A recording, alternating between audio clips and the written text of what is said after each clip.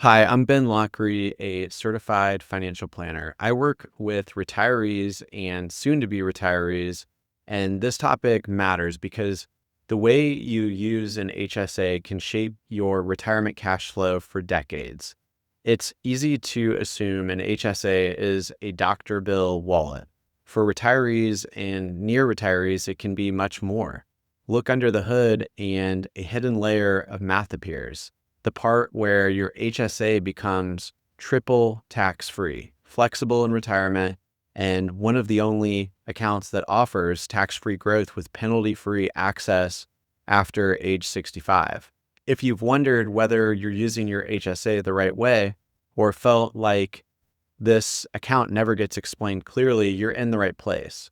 Today, I'm breaking down the math retirees rarely get to see and why this overlooked tool can support the retirement in 2026 and beyond.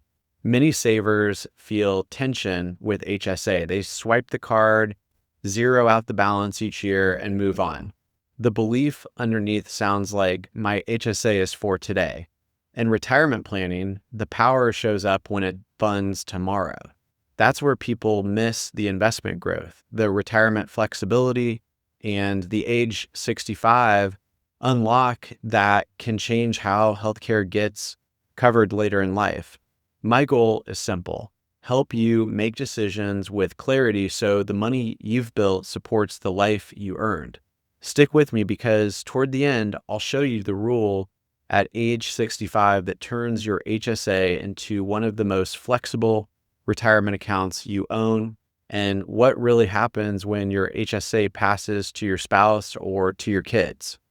Here's the hidden math. The HSA is the only account in the US that delivers all three: tax deductions going in, tax-free growth while invested, and tax-free withdrawals for qualified medical expenses. No other account combines those three benefits. Here's the part that often gets overlooked. When you invest your HSA, instead of spending it, compounding changes everything. A single $4,300 deposit growing at 6% for 20 years becomes nearly $14,000. If you later use that money for medical expenses you are going to have anyway, the entire gain avoids tax. That isn't investment math, that's freedom math. A quick story: Tom is 61 and preparing for retirement. For years, he treated his HSA like a lunch money account. Swipe the card, pay the bill, move on. When we mapped his retirement healthcare costs, something clicked.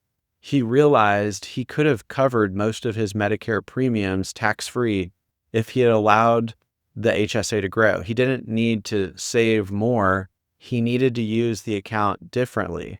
That's the breakthrough for many retirees. The HSA isn't about spending today. It's about giving your future self tax-free options when life feels the most expensive. Here's a simple 4-step system. Step 1, max it.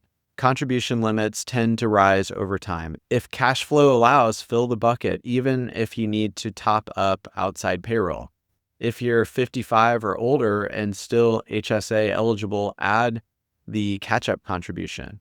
Once you enroll in any part of Medicare, new HSA contributions must stop. Step 2, invest it. Don't leave the account in a low-yield pool. After meeting your provider's cash minimum, shift the rest into the investment side. Step 3, save receipts. Every qualified medical receipt from the day you opened your HSA can be reimbursed years later, tax-free. Organized receipts create a powerful withdrawal strategy in retirement. Step 4, use it wisely. After age 65 in retirement, this is the unlock. At 65, your HSA becomes a 2-in-1 account, tax-free for qualified medical expenses and penalty-free for everything else. Use it for travel, home repairs, or general spending, and you'll pay ordinary income tax, similar to a traditional IRA with no penalty. For retiree healthcare, HSA dollars can pay Medicare Part B, Part D, and Medicare Advantage premiums, dental, vision, hearing aids, and long-term care insurance premiums up to IRS limits, all tax-free. Medigap supplement premiums are not HSA eligible. Now, for retirees thinking about legacy, here's what happens when you pass away. Your beneficiary selection matters. If your spouse inherits the HSA, they receive it as an HSA. Full tax benefits continue, and they keep investing and using it for their own medical expenses. If a non-spouse inherits it, the entire balance becomes taxable income to them in that year.